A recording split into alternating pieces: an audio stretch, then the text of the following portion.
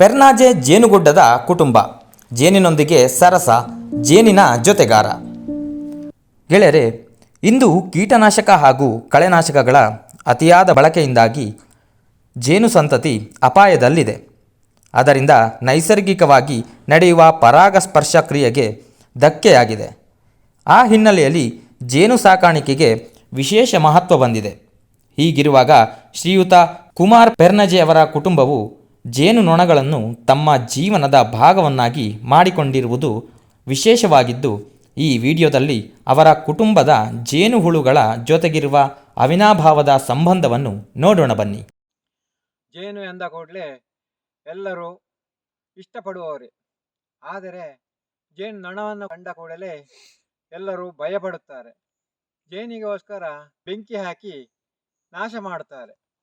ಅದಕ್ಕಾಗಿ ಅವು ಏನೂ ಮಾಡುವುದಿಲ್ಲ ಎಂದು ತೋರಿಸಿಕೊಳ್ಳಲಿಕ್ಕೋಸ್ಕರನೇ ಜೇನು ಗಲ್ಲದಲ್ಲಿ ಕೂತುಗೊಳಿಸಿ, ನಮ್ಮಲ್ಲಿ ಸಹನೆ ತಾಳ್ಮೆ ಇದ್ದರೆ ನಾವು ಏನನ್ನು ಸಾಧಿಸಬಹುದು ಎಂದು.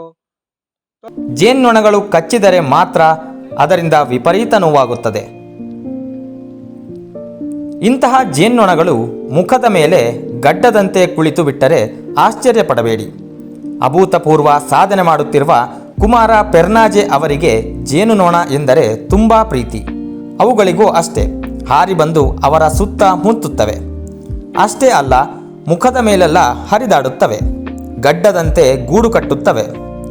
ಚಿತ್ರದಲ್ಲೇ ನೋಡಿದರೆ ಅರ್ಥವಾಗುತ್ತದೆ. ಇದೇ ನೋಡಿ ಜೇನು ಮತ್ತು ಪೆರ್ನಾಜೆಯವರ ಅಸಲಿ ಪ್ರೀತಿ.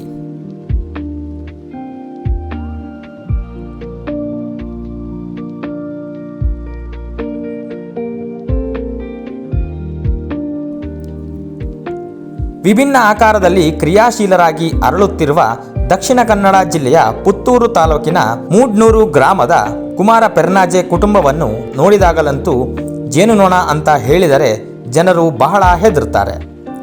ಜೇನು ಸಾಮಾನ್ಯವಾಗಿ ವಿವಿಧ ಬೆಳೆಗಳ ಜೊತೆ ಕೃಷಿಯನ್ನು ನಂಬಿರುವವರು ಜನತೆ ತನ್ನ ಅವಿನಾಭಾವ ಸಂಬಂಧವನ್ನು ತೊಡಗಿಸಿಕೊಂಡಿದ್ದಾರೆ. ಯಾವುದೇ ಅಂಜಿಕೆಯಿಲ್ಲದೆ ಸ್ನೇಹವಿದ್ದು ಜೇನಿನ ಗೂಡಿಗೆ ಕೈ ಹಾಕಿ ಎಂಥವರನ್ನೂ ಆಶ್ಚರ್ಯಚಕಿತ ಆಗುವಂತೆ ಮಾಡಿದ್ದಾರೆ. ಜೇನುನೊಣದ ಬಗ್ಗೆ ಸಂಪೂರ್ಣ ಮಾಹಿತಿ ಹೊಂದಿದ್ದು, ಕಣ್ಣು, ಕಿವಿ, ಮುಖದ ಮೇಲೆ ಹರಿದಾಡಿದರೂ ಏನು ಮಾಡುತ್ತಿಲ್ಲ ಎಂದು ತೋರಿಸಿಕೊಟ್ಟಿದ್ದಾರೆ. ಮನಸ್ಸಿನ ನೆಮ್ಮದಿಗಾಗಿ ಆಧುನಿಕ ಬದುಕಿನ ಜಂಜಾಟದಲ್ಲಿ ಅಪಾಯಕಾರಿ ಜೇನುಗೂಡನ್ನು ನೋಡಿ ಬದುಕಬಹುದು ಎನ್ನುವ ಸೌಮ್ಯ ಪೆರ್ನಾಜೆ. ರಾಣಿಯನ್ನು ಗಲ್ಲದಲ್ಲಿ ಬಿಟ್ಟಾಗ ಮುಖದ ತುಂಬ ಆವರಿಸಿ ಬಂದು ಕುಳಿತುಕೊಳ್ಳುತ್ತವೆ ಎನ್ನುವ ನಮ್ಮಲ್ಲಿ ತಾಳ್ಮೆ ಮತ್ತು ಸಹನೆ ಇದ್ದರೆ ಒಂದು ಅಭೂತಪೂರ್ವ ಕಲ್ಪನೆ ಇಂದು ಸಮಾಜದಲ್ಲಿ ಒಳ್ಳೆಯ ಹೆಸರು ಗಳಿಸಿಕೊಳ್ಳುತ್ತದೆ. ಜನರು ಅಂಜಿಕೆಯಿಂದ ಜೇನುಗೂಡಿಗೆ ಬೆಂಕಿ ಇಟ್ಟು ನಾಶಗೊಳಿಸುವ ಸಂಸ್ಕೃತಿ ನಮ್ಮದಾಗದೆ ಅವುಗಳನ್ನು ನಮ್ಮಂತೆ ಬದುಕಲು ಬಿಡಿ, ಜೇನಿಗೋಸ್ಕರ ನಾಶ ಮಾಡಬೇಡಿರಿ ಎನ್ನುವ ಕುಮಾರ ಭಾವನೆಯನ್ನು ಅರ್ಥ ಮಾಡಿಕೊಂಡು ಬದುಕಿದರೆ ಜೀವನ ಸುಂದರ. ದಾರಿ ಇಲ್ಲ ಅಂತ ನಡೆಯುವುದನ್ನೇ ನಿಲ್ಲಿಸಬಾರದು. ನಾವು ನಡೆದಿದ್ದೇ ದಾರಿಯಾಗಬೇಕು. ಆ ದಾರಿ 4 ಜನಕ್ಕೆ ಸ್ಫೂರ್ತಿಯಾಗಬೇಕು. ಮನೆ ಮನ ಎಲ್ಲ ಒಂದು ಮಾಡುವ ಕೆಲಸ ಪೆರ್ನಾಜೆ ಕುಟುಂಬದವರ ಅದ್ಭುತ, ಅಪರೂಪದ, ಊಹೆಗೂ ನಿಲುಕದ ಜೇನುಗಡ್ಡದ ಚಿತ್ರಣವಿದೆ.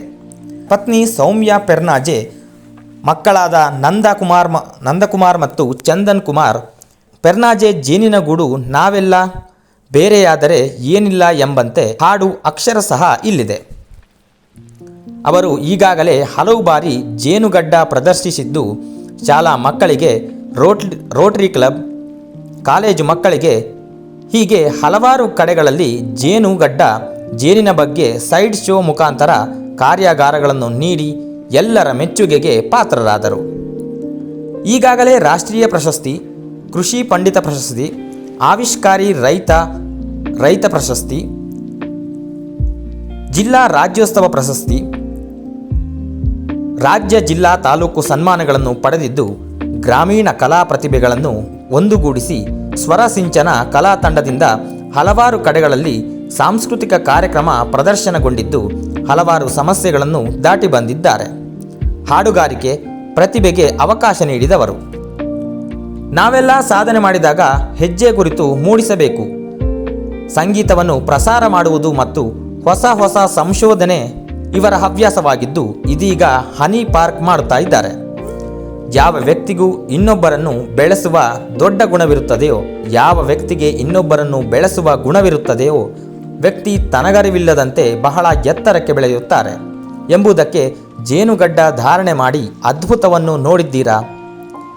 ಇವರ ಇಡೀ ಕುಟುಂಬವೇ ಜೇನುಗಡ್ಡದ ಕುಟುಂಬ. ಕೋತಿಕೋವಿ ಬೋರ್ಡು ದ್ರಾವಣ, ಫ್ರೈಯಿಂಗ್ ಟೆಕ್ನಿಕ್, ಸಿಮೆಂಟ್ ಶೀಟ್ನಲ್ಲಿ ಜೇನುಪೆಟ್ಟಿಗೆ, ಕೃಷಿ ವಲಯದಲ್ಲಿ ಹೊಸ ಅನ್ವೇಷಣೆ ಮತ್ತು ಸೃಜನಾತ್ಮಕ ಕಾರ್ಯಗಳಿಂದ ವಿಶಿಷ್ಟ ಮತ್ತು ಗಮನಾರ್ಹ ಸಾಧನೆ ಮಾಡಿದ್ದಾರೆ.